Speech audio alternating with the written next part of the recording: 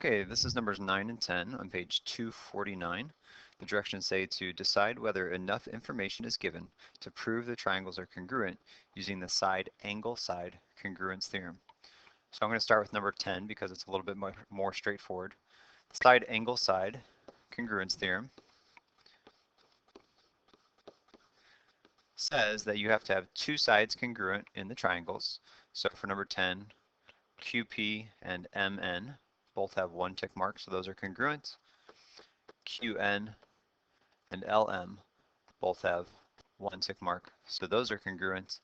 And then the A being in between the two S's means that on my diagram, when I look at one triangle, the angle should be in between the two sides. So in between the two sides, I have a right angle, angle Q, and I have a right angle, angle M.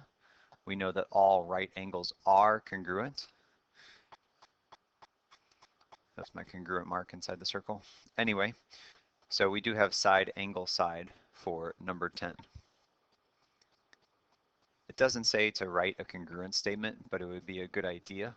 So we could say something like triangle LMN is congruent to triangle NQP. We'll go on to number 9 now. Number 9 does not have as many markings. Number 9 has one angle inside each triangle, angle ABD or B, and angle BDC or D. Those are two marked in green. That's one angle. If I'm looking at side angle side, then I have the angle. I also have a congruent side, BC, and AD marked. So I have a side. But that's all that I see directly marked in the diagram. One of the things you're going to use a lot in this unit is the fact that when two triangles share a side, that side works for both the triangles. So both triangles use segment BD as one of their sides. The reflexive property tells us that if you have a segment, it's congruent to itself. So we do have two sides and an angle. We want to make sure that the two sides and the angle, we want to make sure the angle's in between the two sides.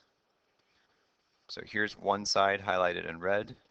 Here's another side highlighted in red. We do not have the angle in between. The angle in between, I'm going to put an orange arrow to. We do not know the angle in between. Instead, what we have is side, side, and then an angle outside, not in between the two sides. So this number 9 is not an example of side angle side because the angle given is not in between the other two sides. As a reminder, side-side angle is not one of your theorems that works unless that angle is a right angle.